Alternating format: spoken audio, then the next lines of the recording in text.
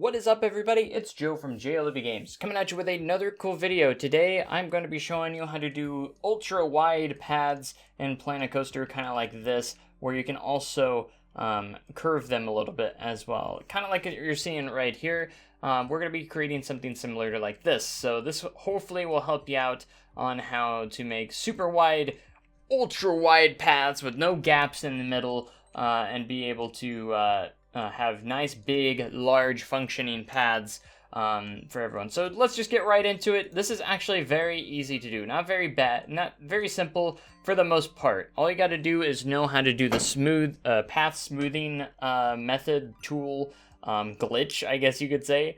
So we're going to go ahead and put our width all the way up for this one. So basically we're going from the largest width here to what you see there. You can use these wide paths for anything. You put scenery in the middle, do stuff like that. Use curbs so guests walk around it and stuff. So it's going to be very helpful for a lot of wide paths. So what we're going to do is we're going to start off by doing a grid. So basically we're going to place a piece down, select the grid, or if you want it to go a specific way, just place a second piece down and then do the grid. So basically we can go whichever way we want. Say I want to go there and do this. You can do square edges on this if you want to, but for this purpose I'm just going to do round edges myself. And we're just going to go 5 across. I do recommend doing like 5, or not 5 exactly, but I recommend having an odd number here. That way you can put a piece in the center that sticks out. That's what we want to do. And then just fill in your path here. We want to make sure we have everything in place before we start smoothing.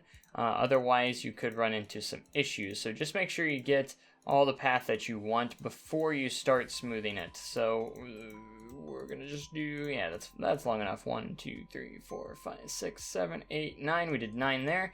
So basically what we're gonna do, I'm gonna keep angle snap on so I can keep pretty symmetrical here. So I'm just gonna go 1, 2, 3, and we're gonna say I just want to curvature around right there.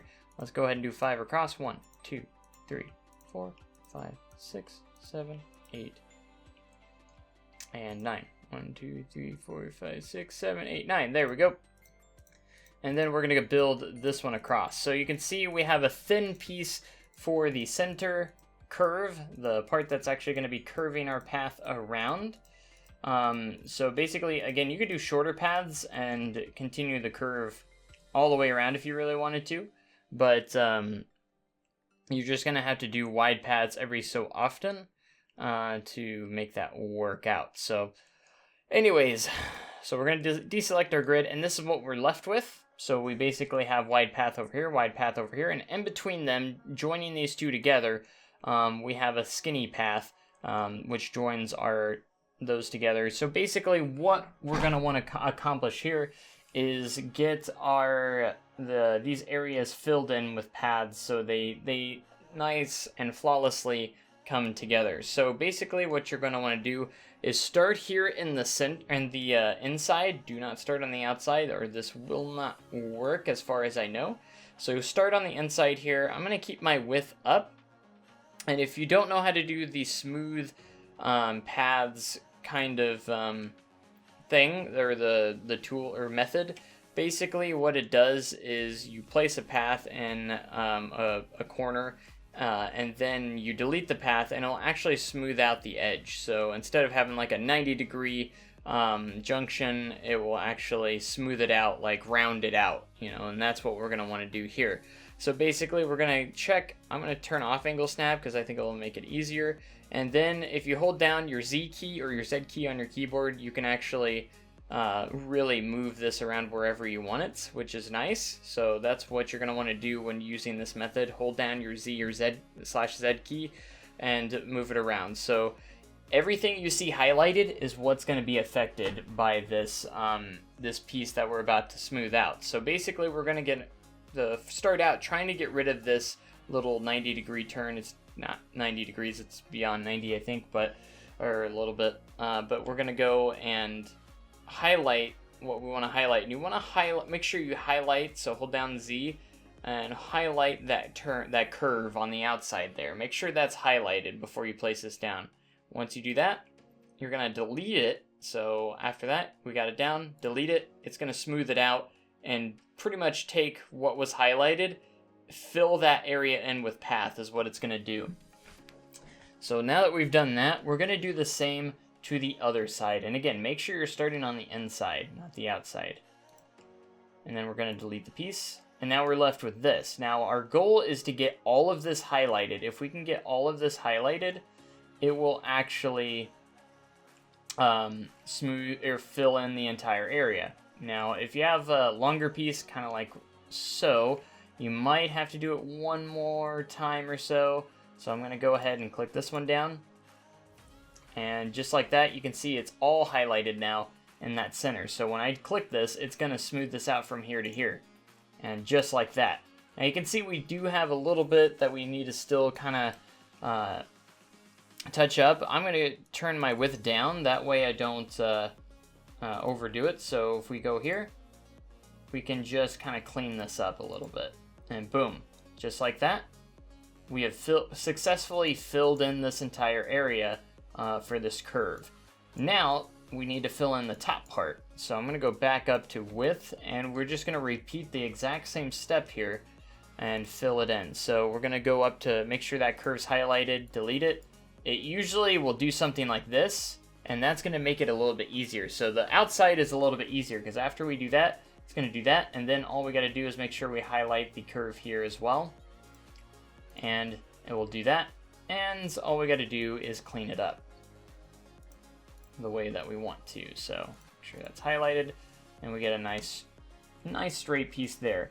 Now it's not going to be very easy if you could figure it out, but it's gonna have a straight section here basically. So you're gonna have, instead of like a smooth curve around, it is going to be straight section right here, but we still have a turn here with super wide paths, which is what we were going for. So that is one thing. We can't really curve this around all that well by this method, but it still fills in those gaps, which is the gaps that we wanted to fill, and we can still turn our path wherever we want. And again, you can do this on any scale. I did it on a very large scale here, but you can do this on easily a smaller scale. So if I wanted to do like smaller pieces, for instance, I don't know why you'd want to do this if as long as it's larger than the in-game piece, so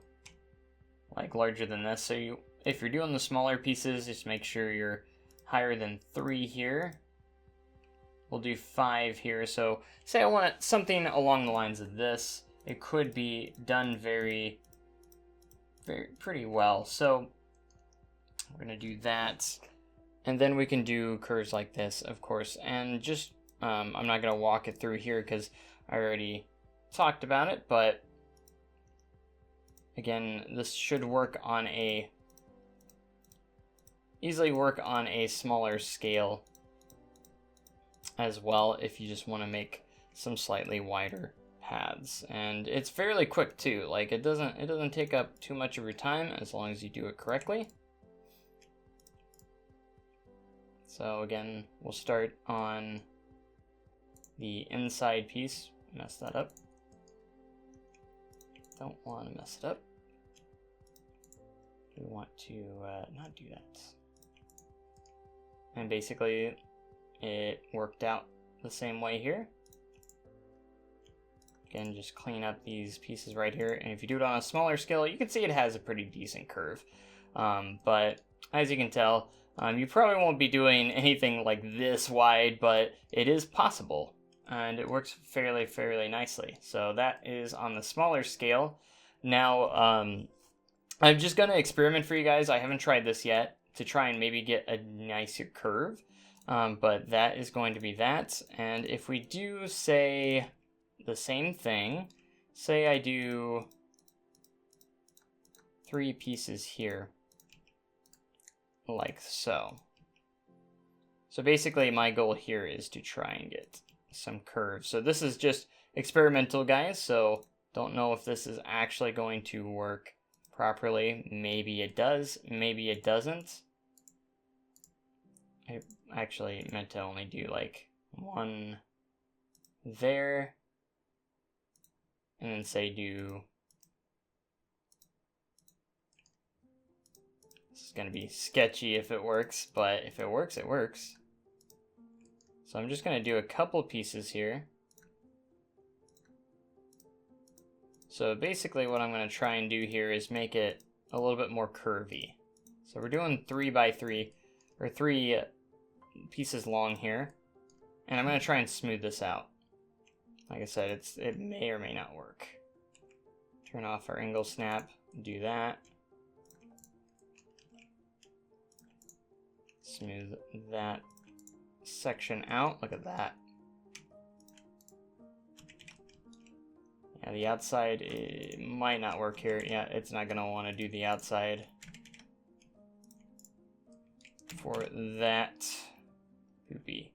Let's go ahead and see if we can, like I said, if your pieces get a little tight, it might not work. So these pieces might be a little bit too tight for this. However, the inside actually worked out quite nicely. If we were just able to get the outside to work, which it doesn't look like it's gonna work this time around, it looks like you do have to do some bigger pieces, but I was gonna try my best at trying to do a nice gentler curve, so it's not so distinct right here. But if you're on a smaller scale, it's not too noticeable. It's kind of like this. It actually works really nicely. But if I do figure out a way to do a flawless one, maybe I'll make a follow-up video. I'm going to continue to work on that and see if I can make a flawless curve for these pieces. But in the meantime, I hope you did learn something today with this method right here for your paths, and hopefully it does help with your to be able to create wider paths for this situation. So again, you're going from like the widest path here to slightly wider if you needed something a little bit wider. So this is like double the size for this. So, and